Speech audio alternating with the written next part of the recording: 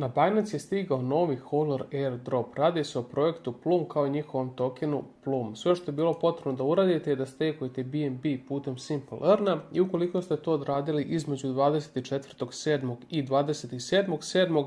sada dobijate ovaj airdrop potpuno besplatno. Također Binance će i listovati Plum, dakle ovaj projekat nam dolazi na spot listing 18.8. to je danas u 15 časova po UTC vremenu, to jest u 3 popodne. Što se tiče nekih detalja oko tokenomike, ovdje ih možemo vidjeti, dakle 10 milijardi Plum tokena, od čega 150 miliona nam je odvojeno samo za Hodler airdrop. Što se tiče detalja oko ovoga projekta, ukoliko scrollamo ovu stranicu, možemo vidjeti ovdje dakle website. Na samom websiteu vidjet ćemo o čemu se tačno radi. U suštini projekat je blockchain koji se bavi RWA-om, Real World Assets, dakle možete scalovati asete iz stvarnog sveta i stavljati ih na blockchain. Ukoliko vas ovo interesuje, možete pogledati sam projekat, stranicu, upoznati se sa njima i pogledati njihove društvene mreže. Što se tiče svih budućih airdropova, ukoliko želite da ih zarađujete, potrebno je otići prosto na Earn, Simple Earn i ovdje sada izabrati BNB, dakle odabrat ćemo Flexible ili Locked opciju, nije bitno koju god da izaberete, prosto odidite na subscribe, izaberite koliko želite BNB-a i zaključajte ga i to je to.